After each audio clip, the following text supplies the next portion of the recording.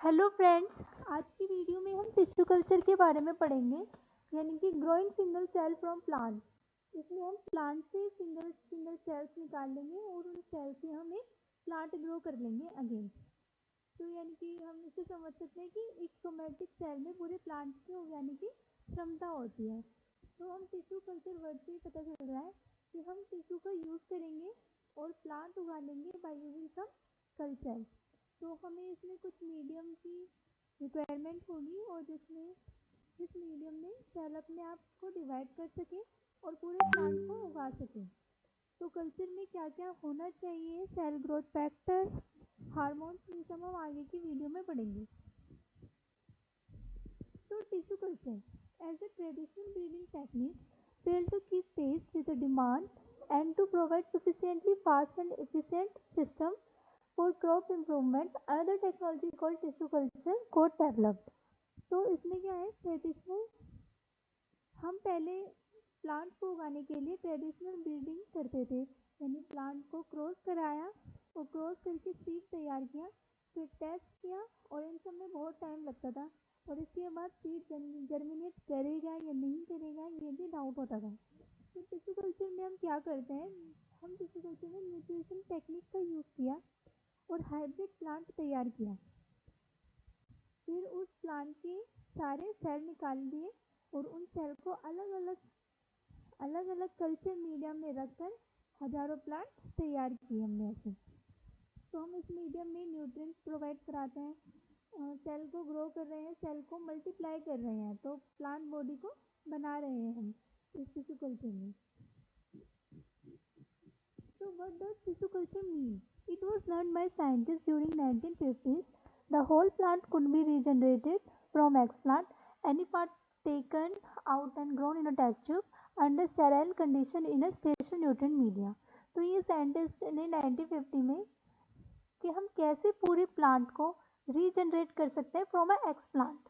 अब एक्सप्लांट क्या होता है? एक्सप्लांट कोई से भी प्लांट का एक पार्ट होता है जिसके हम सेल्स निकाल के हम पूरा प्लांट बनाते हैं और ये इसमें हम स्टेराइल कंडीशन में ही हम इसको करते हैं, यानी कि फ्री ऑफ माइक्रो ऑर्गेनिज्म और स्पेशल न्यूट्रिएंट मीडिया प्रोवाइड कराते हैं। So this capacity to generate whole plant from any cell explant is called totipotency. और हम इस कैपेसिटी को कि we can generate whole plant from a single cell is called totipotency. अब इसका application क्या है कि we can achieve large number of plants in a very short duration, यानी हम लिमिटेड स्पेस में लिमिटेड टाइम में हम प्लांट को प्रोड्यूस कर सकते हैं। And the method of producing thousand of plants through tissue culture is called a micro propagation. तो हम इस मेथड को माइक्रो प्रोपोगेशन कहते हैं। अब micro propagation is a rapid vegetative propagation of plants under in vitro condition in controlled light, temperature and a defined nutrient media, MS medium, morassic and scoop। तो micro propagation क्या है, इसमें rapid vegetative propagation करते हैं plants का, यानी कि और इन विट्रो कंडीशन में करते हैं, यानी कि आर्टिफिशियल तरीके से हम प्लांट्स उगाएंगे आर्टिफिशियल टेक्निक से, लैब कंडीशन में पेट्री डिश और टेस्ट ट्यूब्स के अंदर कंट्रोल्ड लाइट के अंदर और टेम्परेचर मेंटेन करके हम प्लांट्स उगाएंगे। So there are two media generally, liquid media और सॉलिड मीडिया। तो लिक्विड मीडिया जो होता है वो हम एंथर कल्चर और प्रोटोप्लास्ट कल्चर में यूज़ करते हैं और solid media is use for the solidify the media, यानी हमें प्लांट उगाने के लिए सरफेस चाहिए होता है, वो हम सॉलिड मीडिया प्रोवाइड कराते हैं जो कि हम यूज़ करते हैं अगर इन अ टिश्यू कल्चर। तो अगर जो है हमें सीवीड से मिलता है, रेड एल्गी से, हम अगर को इसलिए यूज़ करते हैं because it is indigestible and non reactive and the technique has been applied to a sustainable number of commercial vegetatively propagated plant species, or plant can be propagated by sexual through the generation of seed or asexual through the multiplication of vegetative partners। तो हम plant हम दोनों तरीके से propagated कर सकते हैं, sexual और एसेक्सुअल से। नाउ न्यूट्रिएंट मीडिया, अब जो हमारा मीडिया है जो हम टिश्यू कल्चर में प्रोवाइड कराते हैं is composed of many terms. First is inorganic nutrients. तो इनऑर्गेनिक न्यूट्रिएंट्स में हम दो तरह के न्यूट्रिएंट्स होते हैं। First one is a macro nutrients and second one is a micro. तो मैक्रो न्यूट्रिएंट्स में हमारे nitrogen, phosphorus, potassium, calcium etcetera आ जाते हैं, और माइक्रो न्यूट्रिएंट्स में हमारे boron, copper, iron, magnesium, zinc, ये सब हम हमारे माइक्रो न्यूट्रिएंट्स में आ जाते हैं। फिर सेकंड जो हम प्रोवाइड कराते हैं ऑर्गेनिक न्यूट्रिएंट्स। ऑर्गेनिक न्यूट्रिएंट्स में vitamin like B1, B6, B3, B5 और एमिनो एसिड्स प्रोवाइड कराते हैं, और हम एक कार्बन सोर्स भी हम प्रोवाइड कराते हैं विच इज़ ग्लूकोज, और हम ग्रोथ हार्मोन्स देते हैं ऑक्सिन, साइटोकिनिन एंड गैब्रेलिन्स। और अदर मीडिया में हमारा आ जाता है यीस्ट एक्सट्रैक्ट, फ्रूट यानी example banana extract, coconut milk, solidifying agent agar agar जो हमने पहले बात करी थी, एंड आयरन सोर्स में प्रोवाइड कराते हैं जैसे कि EDT हो गया, एंटीबायोटिक्स हो गया। फोर्थ हमारा है पीएच। हमें जो पूरे टिश्यू कल्चर के दौरान पीएच हमें 5.5 to 6 तक मेंटेन करके रखना होता है। तो टिश्यू कल्चर हमारा होता कैसे है, सबसे पहले हम सूट टिप लेंगे या लीव्स ले लेंगे, फिर उसको हमें स्टेरिलाइज कराना होता है। स्टेरिलाइज करेंगे तो जो बैक्टीरिया और माइक्रो प्लांट में होंगे वो भी कल्चर के साथ बढ़ेंगे, तो इसलिए हमें उसे पहले स्टेरिलाइज करना होता है। And then media and growth condition देखेंगे, डिसाइड करेंगे मीडिया जो ग्रोथ कंडीशन और कल्चर कंडीशन होती हैं like temperature, pH, light, humidity, इन सब पर ध्यान देंगे, और फिर हमारे तब जाके हमें प्लांट मिलेगा। तो सबसे पहले स्टेज वन है हमारे स्टैब्लिशमेंट ऑफ एक्स प्लांट। सबसे पहले हम एक्स प्लांट को लेंगे। हम एक्स प्लांट को क्या ना स्टेरिलाइज करना होता है। स्टेरिलाइज हम बहुत तरीके से कर सकते हैं, जैसे 1 to 2% सोडियम हाइपोक्लोराइड यूज़ करेंगे, या 9 to 10% कैल्शियम हाइपोक्लोराइड से, या हम 70% इथेनॉल भी यूज़ कर सकते हैं। तो so we use a surface sterilisation to sterilise the explant. So हमने यहाँ पे एक्स प्लांट लिया है, सॉफ्टवुड शूट लिया है, फिर वहाँ से हमने एक कल्चर मीडिया में उसको डाल दिया है। तो इसमें हमने जो लिक्विड मीडिया यूज़ करा है वो अगर अगर यूज़ किया है। तो shoot are established in culture media in 2 to 3 months। तो हमारा स्टेज 2 होता है सूट मल्टीप्लिकेशन। तो यहाँ पे क्या ना सूट मल्टीप्लाई होना स्टार्ट हो जाती है, जिसमें कि साइकिल 1 है development of small cluster of suits, cycle 2 small clumps of suits increase 2 months, cycle 3 normal increase 2 months। तो हमारा स्टेज 3 होता है हमारा रूटिंग। तो सो वी इन विट्रो में हम rooted in a culture in 1 month में हो जाता है, और एक्स विट्रो में rooted directly in soil 1 to 2 months। तो यहाँ से plant establish in individual cell 3 to 4 weeks under mist. तो जो हमारा टोटल ग्रोथ पीरियड है वो हमारा 3 months के लगभग होता है। फिर हमारा आता है स्टेज 4 एक्लाइमेटाइजेशन, जिसमें कि हम 1 gel कैंस यूज़ करते हैं और वहाँ पे सिंगल प्लांट्स को डाल देते हैं और वहाँ से हमें प्लांट मिल जाता है। देन हम देखेंगे कि हम टिश्यू कल्चर में कौन कौन से अपैरेटस यूज़ करते हैं फॉर टिश्यू कल्चर। तो सबसे पहले हमारा है laminar flow hood cabinet. So a laminar flow hull cabinet is an enclosed workstation which has filter to capture all the particle entering the cabinet and thus create a contamination free aseptic work environment.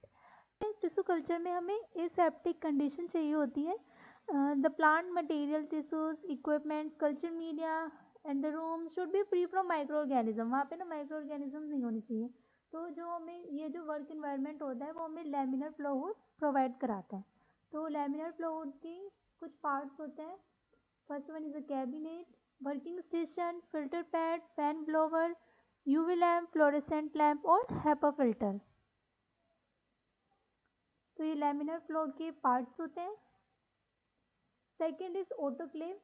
Autoclave, an autoclave is a pressurized chamber used for the process of sterilization and disinfection by combining three factors time, pressure and steam। तो यहाँ पर हम aseptic condition में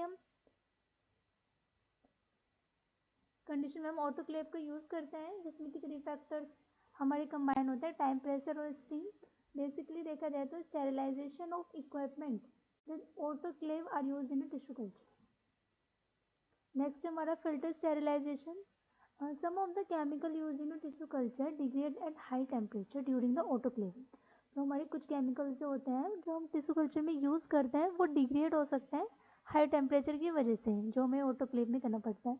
example gibberellins, vitamins or substituted purines. तो उस such substances are sterilized by ultrafiltration. तो इसके लिए हमें अल्ट्राफिल्ट्रेशन का यूज़ करना पड़ता है. That is by passing through a membrane filter unit attached to a graduated syringe, and the sterilized liquid is added directly to the autoclaving medium. तो यहाँ पे क्या होता है ना, ultrafiltration is use for sterilization of liquid media which are unstable at high temperature. तो यहाँ पे एक मेम्ब्रेन होती है जो कि माइक्रोब्स को आगे आने नहीं देती और हमें फिल्टर करके वो कंपाउंड्स देते हैं, and it is use for the liquid media. Next है हमारा analytical balance. And analytical balance is a type of balance that is commonly use for the measurement of mass in the some milligram range. तो हमें जो भी chemicals हमें सम milligram range में चाहिए उसके लिए हम एनालिटिकल बैलेंस का यूज़ करते हैं.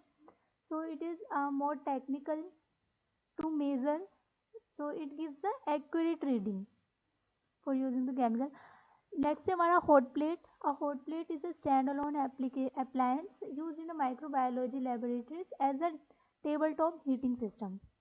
तो जो हॉट प्लेट है वो हम हीट के लिए यूज़ करते हैं. पहले हम क्या करते थे, फायर से हीट करते थे और उससे हम अपना सॉल्यूशन हीट करते थे फायर से. लेकिन अब हम क्या करते हैं, यहाँ इसमें क्या होता है, कोयल्स प्रेजेंट होते हैं. तो इलेक्ट्रिसिटी जब पास होती है कोयल से तो बहुत ज़्यादा रेजिस्टेंस हो जाता है, जिसकी वजह से हीट प्रोड्यूस होती है और हमारा सॉल्यूशन हीट हो जाता है. सो it is use in a microbiology laboratories. Next है हमारा hot air oven. A hot air oven is an electrical device that is used for sterilization of medical equipment or sample using a dry heat. तो हम dry heat method is used for sterilization of equipment in hot air oven. तो ये हम sterilization के लिए use करते हैं equipments के. नेक्स्ट हमारा magnetic stirrer. Magnetic stirrer is a device commonly use in a microbiology laboratories for the purpose of mixing liquids. तो इसमें क्या होता है ना, एक मैग्नेट होती है और यहाँ पे भी मैग्नेट है. तो मैग्नेट में एक छोटा सा पार्टिकल होता है, वो गोल गोल घूमता है और इसकी वजह से क्या होता है, सॉल्यूशन अच्छे से मिक्स हो जाता है. तो जो भी हम लिक्विड यूज़ करेंगे उनको मिक्स करने के लिए हम मैग्नेटिक स्टीरर का यूज़ करते हैं. नेक्स्ट है हमारा pH meter. A pH meter is a device used in laboratories that measure the hydrogen ion concentration in a water-based solution to determine the acidity or alkalinity of the solution. तो हम pH metre से हम देखते हैं कि जो हमारा solution है वो एसिडिक है या फिर बेसिक है. A pH meter is often termed a potentiometric pH meter as it measures the difference in electric potential between the reference and a pH electrode. तो जो हमारा टिश्यू कल्चर होता है उसमें ना पीएच का बहुत रोल होता है. यानी कि हमारा जो पीएच है वो हमारा 5.5 to 6 ही होना चाहिए. अगर हमारा जो पीएच है, वी डोंट मेंटेन पीएच, तो सेल कैन बी रप्चर. तो हमारे सेल जो है वो रप्चर हो सकते हैं और टॉक्सिक कंपोनेंट कैन फॉर्म और सेल एक्टिविटी लोअर हो जाएगी. अब take of a medium component और एक्टिवेट ग्रोथ रेगुलेटर्स पे इफेक्ट आएगा. और it enhance the enzymes catalyse reaction. जो हमारा पीएच है 5.5 to 6 और जेलिक एफिशिएंसी भी इंक्रीज हो जाती है 5.5 to 6 में, 6 पीएच में. नेक्स्ट हमारा water distillation unit. Water distiller is a device that purifiers water by the process of distillation. तो ये हम वाटर को प्योरीफाई करने के लिए यूज़ करते हैं. और this instrument is commonly use in a medical laboratories, microbiology laboratories और ऑर्गेनिक केमिस्ट्री लेबोरेटरीज और एंड मेडिकल इंडस्ट्रीज में हम वाटर डिस्टिलेशन यूनिट का यूज़ करते हैं. Now advantages. तो टिश्यू कल्चर के काफ़ी एडवांटेजेस हैं. सबसे फर्स्ट है हमारा small amount is sufficient for the production of millions of clone in a year using a micro propagation. यानी कि हमने कोई भी एक्सप्लांट लिया, उससे हमने न्यू प्लांट्स उगाए, तो हम ऐसे प्रोडक्शन कर सकते हैं मिलियन ऑफ क्लोन्स का bye using a single plant. यानी कि अगर हम एक लीव लेंगे उसमें भी इतने सारे सेल्स मिल जाते हैं और हम हर सेल को कल्चर मीडिया प्रोवाइड करके हम एक प्लांट उगा सकते हैं. अब large amount of plants can be maintain in a small space. This help to save endangered species and the storage of the germ plants. तो हम लार्ज प्लांट हम लार्ज अमाउंट ऑफ प्लांट्स हम उगा सकते हैं, वो भी स्मॉल स्पेसेस में, लिमिटेड टाइम में. और it is an effective way to eliminate viruses and pathogens and produce commercial quantities of pathogen free propagules by using a meristem tip culture. अब जो होता है ना, अगर हमें ना वायरस फ्री प्लांट चाहिए तो उसके लिए हम क्या करते हैं, शूट लेते हैं. शूट में ना जो टॉप होता है वहाँ पे एपिकल मेरिस्टेम प्रेजेंट होता है, जो कि वायरस फ्री होता है और इसमें वायरस ग्रो नहीं कर पाता है, क्योंकि जो एपिकल मेरिस्टेम है इसकी मल्टीप्लाई करने की स्पीड इतनी फास्ट होती है कि वायरस का इन्फेक्शन वहाँ तक पहुँच ही नहीं पाता है और वायरस अटैक नहीं कर पाता है. तो हम उसका यूज़ करेंगे एक्स प्लांट में और वायरस फ्री प्लांट हम ग्रो कर सकते हैं.